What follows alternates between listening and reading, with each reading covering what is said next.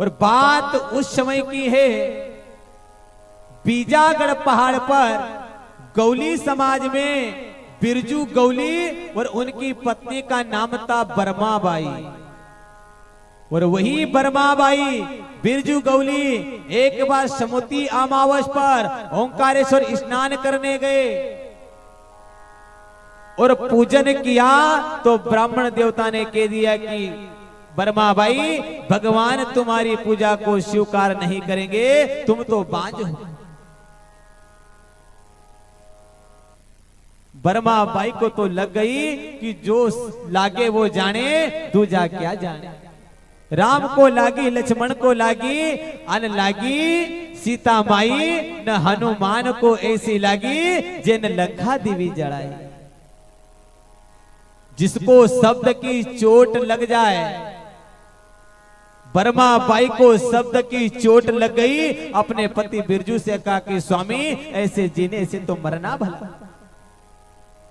बिरजू बाबा ने कहा कि देवी नाराज मत हो, हम भगवान भोलेनाथ की तपस्या करेंगे और भगवान भोलेनाथ हो सकता है हम पर प्रसन्न हो जाएं। भगवान भोलेनाथ की तपस्या करने के लिए चौरागढ़ चले गए, भगवान भोलेनाथ का ध्यान किया और भगवान भोलेनाथ प्रसन्न हो गए। मांगो बर्माबाई, क्या वरदान चाहिए? उसने कहा प्रभु, हमारे घर संतान नहीं। भगवान भोलेनाथ ने कहा आम के वृक्ष को एक बार लकड़ी मारना और जितने फल गिर जाए उतने फल ले जाना। और आज भी चौरागढ़ में गुफा के पास आज भी एक आम है, उन्हें आम का जाना काड़ो आम बोला जाए। बर्माबाई ने जैसे ही वो लकड़ी मारी, 5 फल खोड़ा में बर्माबाई का गिरा, 1 फल नीचे गिरो और 5 फल से 5 राणा हुआ और जो नीचे फल गिरे ओकासी बैण कुंदन हुआ। 1 फल बर्माबाई ने पान की रेल में फेंक दियो, ओकासी एक पुत्र प्रगट हुआ जेको नाम हुआ राणा रेलन। 1 फल जहां पर सामर चरता था उनका बीच में फेंक दियो, ओको नाम हुआ देव सामर। 1 फल का कुंदा की टाप में फेंक दियो, ओकासी एक पुत्र प्रगट ही गो, ओको नाम तो कुंधई राणा। और 1 बर्माबाई ने कुम्हार जहां पर ईट ने छापता था उस आवा का अंदर डाल दियो, ओकासी एक पुत्र प्रगट ही गो, ओको नाम कहार। और 1 फल खोड़ा मरे गो, ओको नाम कुंभई। ये 5 पुत्र और 1 बैण हुई कुंदन। समय बीता चला गया और राणा कुंदन का विवाह काजल रानी से हुआ। काजल रानी के पिता का नाम था घोड़िया मेघ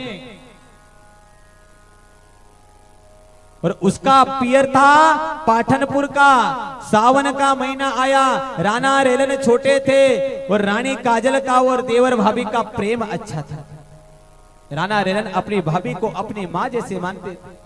श्रावण का महीना आया, काजल रानी ने विचार किया मैं रक्षा बांधने राखी बांधने के लिए जाऊंगा, साथ में राणा रेलन भी जाएगा। और मेरी 2 बहनें हैं दादुर और बिजली, हो सकता है उनको बहलाकर राणा रेलन ये बीजागढ़ ले आएगा, इसलिए मैं इसे नहीं ले जाना चाहता। भाभी अगले ही दिन ही बीजागढ़ के पास से धारा करेली से राखियां ले ली और दूसरे दिन सवेरा होते ही 4 बजे रात से घोड़ी पर बैठकर पाठनपुर की ओर चल पड़ी। गांव के बाहर गई और भाभी ने एक लक्ष्मण रेखा खींची। भाभी को पता था राणा रेलन की नींद खुलेगी और ये मेरे पीछे आएगा। जैसे राणा रेलन की नींद खुली और बिस्तर पर देखा तो भाभी नहीं है। राणा रेलन समझ गए भाभी हो सकता है अपने पैर पाठनपुर की ओर राखी बांधने गए। राणा रेलन घोड़ी पर बैठ गए और राणा रेलन भी जाने लगे। तो गांव के बाहर जहां पर भाभी ने लक्ष्मण रेखा खींची थी वो घोड़ी उस रेखा को नहीं कूद रही। राणा रेलन ने बार बार उस घोड़ी को मारा और घोड़ी गर्भवती थी और उस घोड़ी का गर्भपात हो गया, बच्चा मर गया। राणा रेलन ने विचार किया कि अब तो मैं तो हत्यारा हो चुका हूं। बैठकर करुणा करते रहे, दूसरा दिन बीत गया। भाभी वापस पाटनपुर से राखी बांधकर वापस आई। राणा रेलन से पूछा कि भैया बात क्या है, क्यों रोते हो? राणा रेलन ने कहा कि भाभी मेरे से घोड़ी के बच्चे की मारने की हत्या हो गई और मुझे तो दोष लग गया। इसलिए मैं दुखी हूं, मुझे ऐसा कोई उपाय बताओ कि मैं इस बच्चे के मारने के पाप से मुक्त हो जाऊं। भाभी ने कहा कि पहले लोग दातून करते थे। भाभी ने कहा कि 12 साल तक यहाँ पर पनियारी को 12 साल तक दातून आदि दोगे तो घोड़ी को बच्चे के मारने के पाप से मुक्त हो जाओ। राणा रेले ने कहा कि भाभी मैं ये काम नहीं कर सकता, कोई दूसरा उपाय बताओ। भाभी काजल ने कहा यदि घोड़ी के बच्चे के मारने के पाप से मुक्त होना है तो 12 साल तक गाय माता की नंगे पैर सेवा करो और चरवाई में 1 रुपया भी मत लेना, तो इस घोड़ी के बच्चे के मारने के पाप से मुक्त हो जाओ। राणा रेले ने कहा कि भाभी इतनी गाय किनके हैं? भाभी काजल ने बताया कि हरदा तहसील में गांव है रोलगांव पाटन, वो रोलगांव पाटन में गौली समाज में नंदा बाबा काकड़ा है और नंदा बाबा काकड़ा के घर 9 लाख गाय हैं। वही राणा रेलन ने इस बीजागढ़ को छोड़ दिया और हरदा तहसील के रोलगांव पाटन में चले गए और रोलगांव पाटन में नंदा बाबा काकड़ा के घर नंगे पैर निशुल्क गाय की सेवा करने लगे। और नंदा बाबा काकड़ा की एक लड़की थी जिसका नाम था मैदा। गाय चराते चराते 12 साल हो गए। गांव के लोगों ने कहा नंदा बाबा से कि बाबा तुम्हारी तो सिर्फ एक कन्या है, तुम्हारा बालक नहीं है, ये भी गौली का लड़का है, तुम्हारी बेटी का विवाह इससे कर दो और राणा रेलन को अपना दामाद बना लो ताकि तुम्हारा बुढ़ापे का सहारा हो जाए। राणा रेलन के साथ नंदा बाबा काकड़ा ने अपनी बेटी मैदा का विवाह कर दिया। विवाह होने के बाद 12 साल बीत गए। मैदा बाई के घर कोई संतान नहीं और मैदा बाई का नित्य का नियम था कि रोज अपने सिर पर दही दूध की मटकी रखकर रोलगांव पाटन के पास एक गांव है जिसका नाम है गोलिया खेड़ी, रोज बाजार जाती थी और दूध दही बेचती थी, अपना परिवार चलाती। और एक दिन मैदा बाई सवेरे सवेरे गोलिया खेड़ी के बाजार में दूध दही बेचने गई। उधर से रायदास चमार आया। मीराबाई का रायदास जो गुरु थे वो अलग थे और ये रायदास अलग था। रायदास ने जैसे मैदा बाई को देखा तो रायदास मैदा बाई को देखकर वापस पलट गया। तो मैदा बाई ने पूछा कि आखिर रायदास बात क्या है? रायदास ने कहा कि माँ तुम तो वांझ हो और यदि तुम्हारा मुख में सवेरे से देख लूं तो दिन भर मेरा धंधा चौपट हो जाएगा। मैदा बाई को तो शब्द की चोट लग गई। रायदास की बात जब खटकी अन वापस ले आई मैदा घर मटकी। अरे जेको हिवड़ो बहुत दुखायो जन रुदन मचाया। रुदन करता करता समय बितायो। शाम पड़े बाबा रेलन गाय लेके आए। उस समय बाबा रेलन ने मैदा से पूछा कि मैदा आखिर बात क्या है? तूने घर में दिए ना बत्ती आरती ना कुछ नहीं। तो मैदा भाई ने कहा कि स्वामी आज वो नीच जाति का चमार बाजार में मेरा मुख देखकर वापस पलट गया कि मैं बांझ हूं और ऐसे जीने से तो मरना भला। राणा रेलन ने कहा कि तुम निराश मत हो, भगवान भोलेनाथ सब हमारी समस्या को दूर करेंगे। भगवान भोलेनाथ की तपस्या की, भगवान भोलेनाथ आए। हे मैदा भाई मांगो मरदान, क्या मांगना चाहते हैं? मैदा बाई ने कहा कि प्रभु देना हो तो मुझे संतान दीजिए, अन्न धन लक्ष्मी की मेरे घर कोई कमी नहीं। भगवान भोलेनाथ ने अपनी झोली से भस्म निकाली। हे मैदा बाई थोड़ी से लीजिए हमारी भस्मी खाई। 9वां महीना थारा घर लाल आवग वो भिलट जगमग गवाई।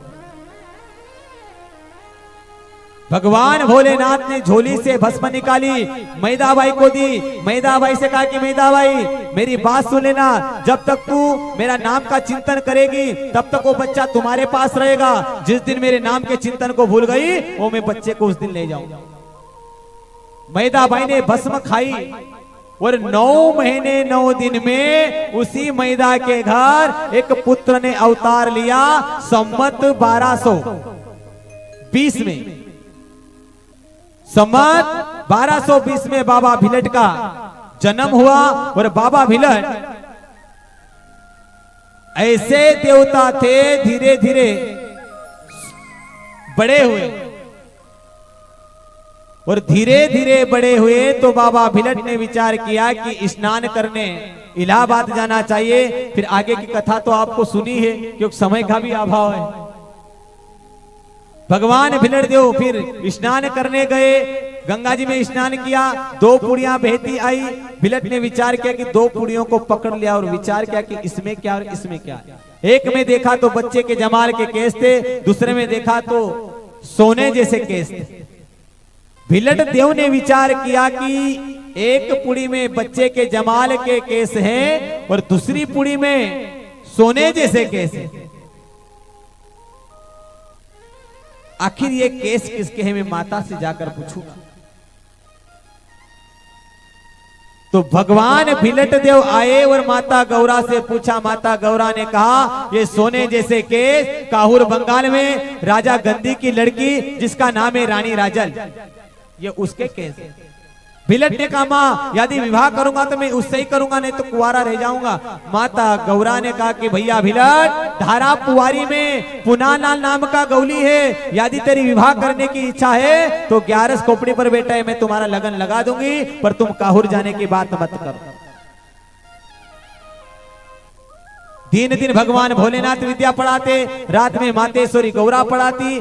भिलट ने हट कर ली मैं काहुर जाऊंगा। तो फिर भगवान भोलेनाथ ने कहा कि तुम अकेले नहीं जाओ। भगवान ने रामपीर तोते को बुलाया, उसके गले में चिट्ठी लिख दी और वही तोता उड़कर इसी मैसूर तहसील में आया और गांव का नाम है चोली। और इसी चोली में भैरवान रहता था। भैरवान की पत्नी का नाम था सावलबाई। भैरवान ने चिट्ठी को पढ़ा, तत्काल चौरागढ़ चले गए।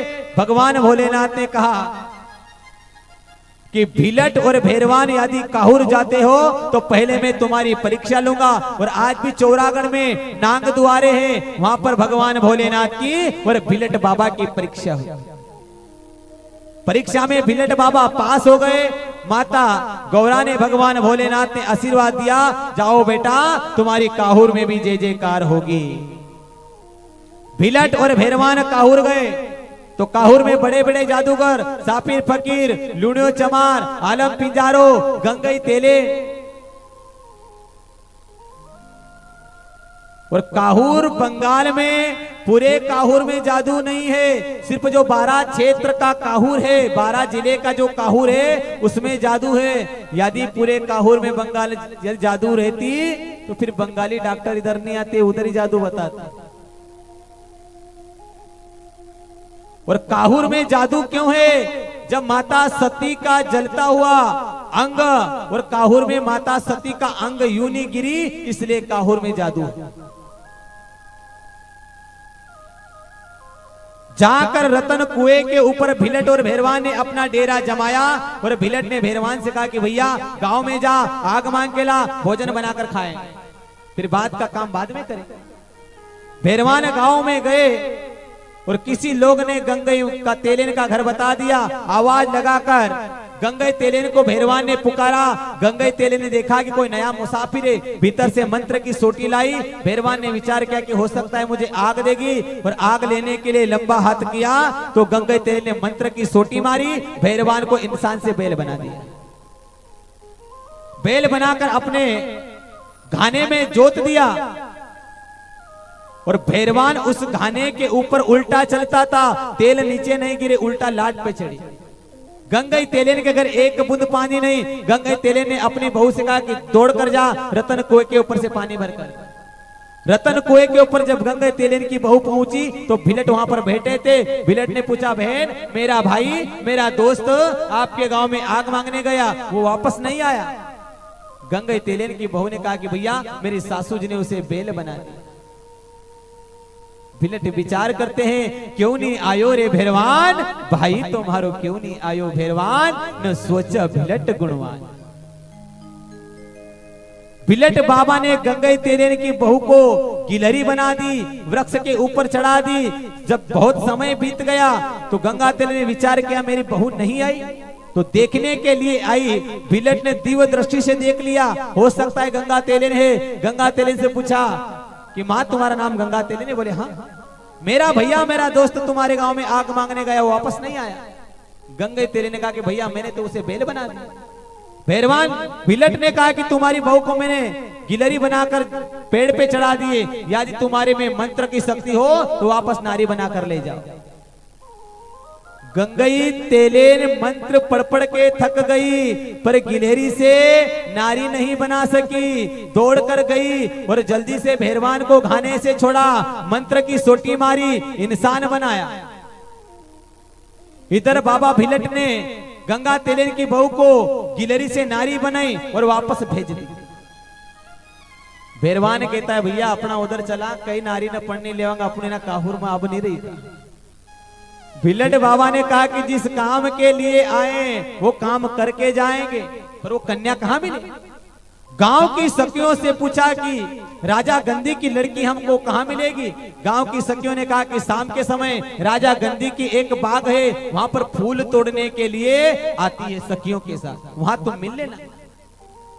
उस बगिया में भिलट देव ने एक फूल इतना सुंदर बनाया और भैरवान से कह दिया कि मैं एक फूल इतना सुंदर बनाऊंगा, तुम नाक बनकर नीचे बैठ जाना, जैसी वो कन्या फूल तोड़े तुमने ढस लेना, और जब तक मैं नहीं कहूं तब तक जहर उतरना नहीं चाहिए। शाम का समय हुआ, कन्या फूल तोड़ने आई और जैसा भिलट बाबा ने एक फूल सुंदर बनाया, उस राजल की नजर उस फूल पर पड़ी और उसी फूल को तोड़ने गई, नीचे भैरवान सांप बन गया और ढस लिया। ढस्यो ढस्यो रे कालो नाग, राजा थारी कन्या का न सब सखियन की पड़ी गई भाग, राजा थारी कन्या। सारी सखियों में हलबल मच गई, दौड़कर राजा गंदी के पास गए, महाराज तुम्हारी कन्या को नाग ने ढस लिए, जितने काहुर बंगाल के जादूगर थे सब आ गए, सबने अपनी विद्या चलाई, पर एक से भी जहर नहीं उतरा। गंगई तेले ने राजा गंदी से कहा महाराज रतन कुएं के ऊपर कोई नया मुसाफिर आया और बहुत तांत्रिक है, आप उसको बुलाओ। भिलट को सभा में बुलाया गया। भिलट ने कहा मैं जहर तो उतार दूंगा, पर मेरी एक शर्त है, इस कन्या का विवाह मेरे से होना चाहिए। राजा गंदी ने कह दिया कि कन्या की जान तो बच जाएगी, इस कन्या का विवाह हम तुमसे करा देंगे, पर कन्या का जहर तो उतारो। पर भिलट बाबा ने भैरवान को आदेश दिया, भैरवान नाग बन के आया, कन्या का जहर चूस लिया, कन्या वापस जीवित हो गई। और विधि विधान के साथ फिर भिलट बाबा और रानी राजल के लगन लगे और बाबा भिलट काहुर बंगाल में भी जीत का डंका बजाकर वापस निमाड़ आए। देव भिलट को नाम जगमगाजी रहो अन काहुर में जीत को डंको बाजी।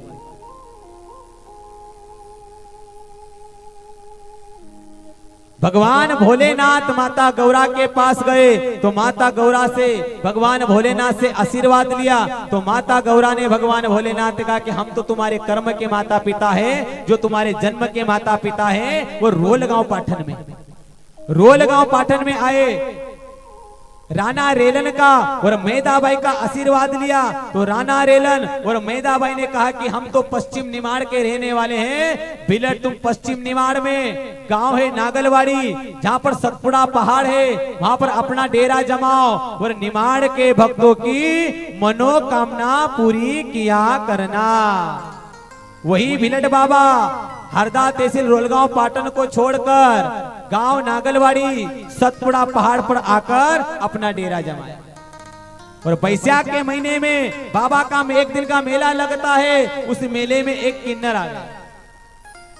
भिलट बाबा से कहा कि बाबा यदि तुम्हारे में शक्ति है तो मेरे गर्भ में बालक आ जाए तो तुम्हें सत्य मानू, नहीं तो नहीं मानू। और बाबा भिलट की कृपा से उस किन्नर के गर्भ में बालक आ गया।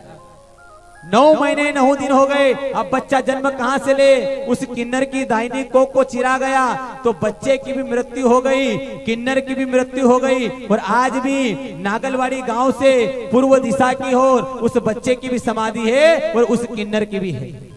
जब से किन्नर लोग नागलवाड़ी जाते तो हैं पर रात नहीं रहते। ऐसे है बाबा भिलट की महिमा।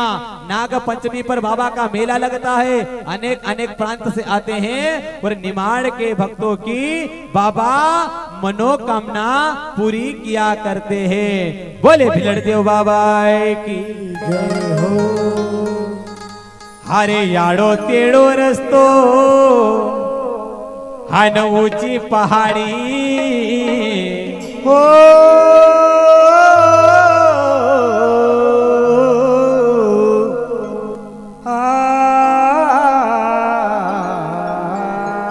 हरे याडो तेड़ो रस्तो न ऊंची पहाड़ी, बड़वानी जिला में गाँव नागलवाड़ी। जय हो।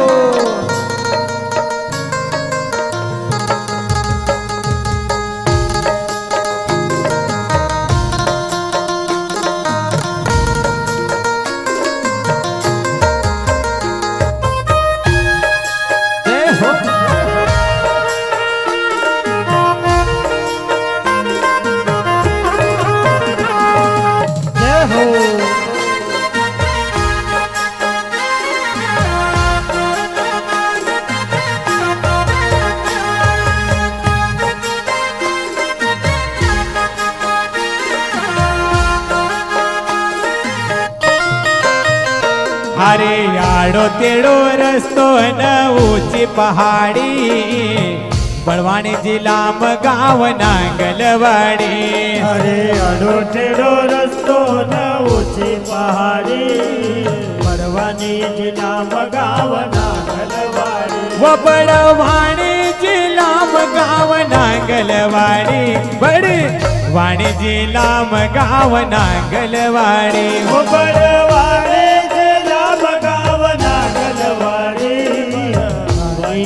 जय हो गाँव नागलवाड़ी। हरि बोल।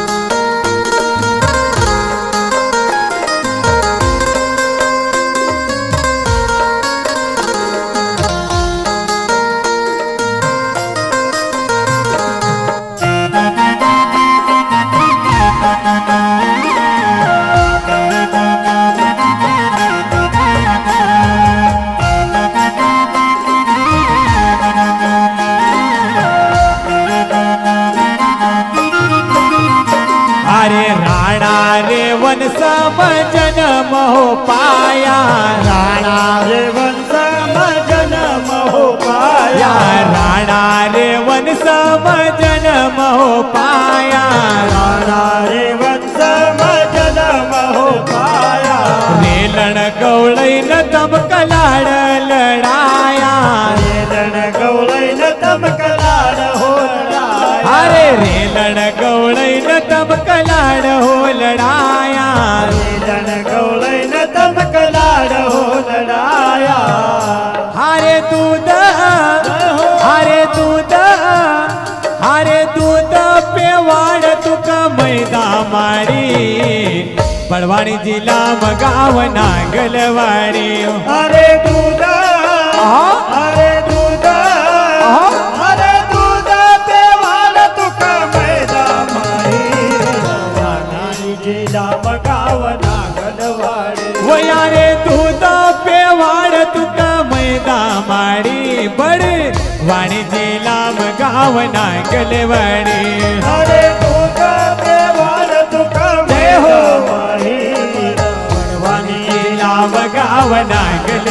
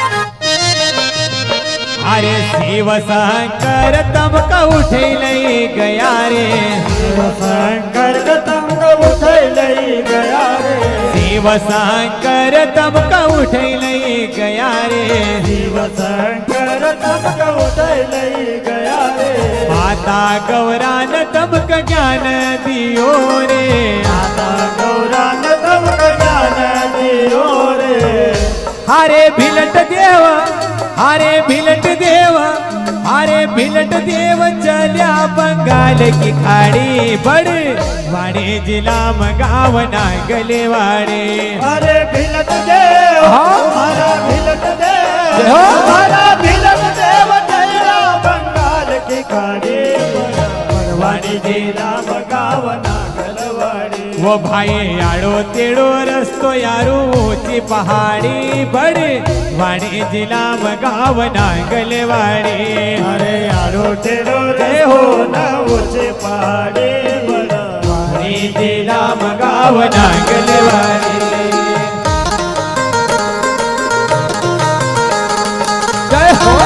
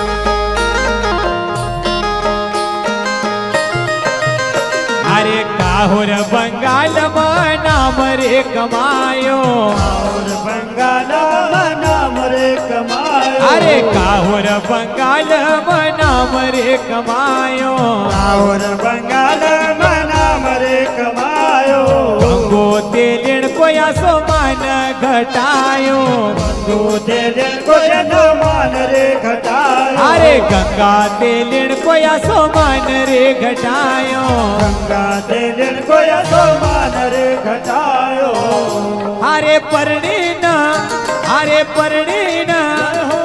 परणी न लायो राजल राणे बड़ वाणे जिला मगावना गलेवाड़े અરે પરણીના હા?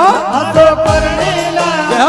અતો પરણીના લાલો વો રાજલ રાણી બડા વાણી જીલા મગાવના ગલવાડી वो भाई परणी न वो भाई परणी न वो भाई परणी न लायो राजल राणे बड़ वाणे जिला मगावना गलेवाड़े પાએ પરણીના પાએ પરણીના પાએ પરણીના લાલો વો રાજલ રાણી જય હો. વાણી જીલા મગાવના ગલવાડી हो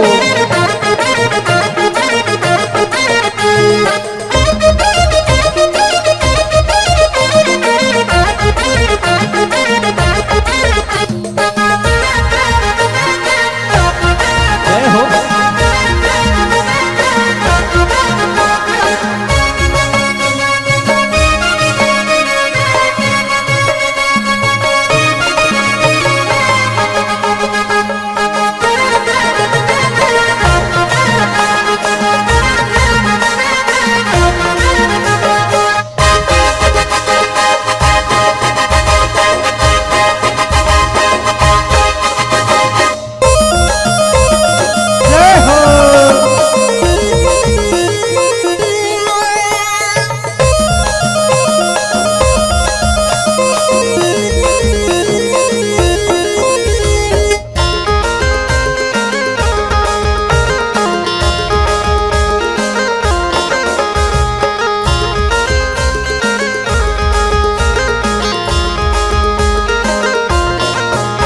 मारे आड़ो तेड़ो रस्तो न ऊंची पहाड़ी बने मारे जिला मगाव नागलवाड़ी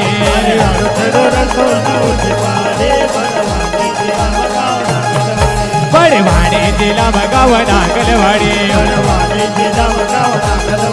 बड़वाड़ी जिला मगाव नागलवाड़ी बड़वाड़ी जिला मगाव नागलवाड़ी बड़वाड़ी जिला मगाव नागलवाड़ी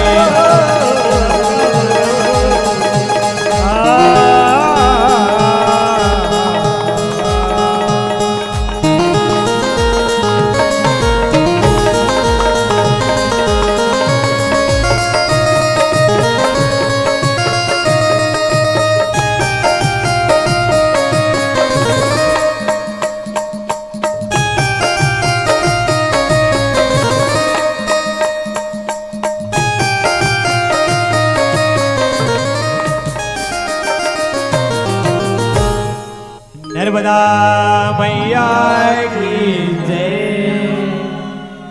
तो काली माचक नदी पर माता मैदा अपने पुत्र भिलट को दितवार के दिन स्नान कराने लाती थी। भिलट बाबा की कथा बड़ी है, इसलिए मात्र समझाने का प्रयास।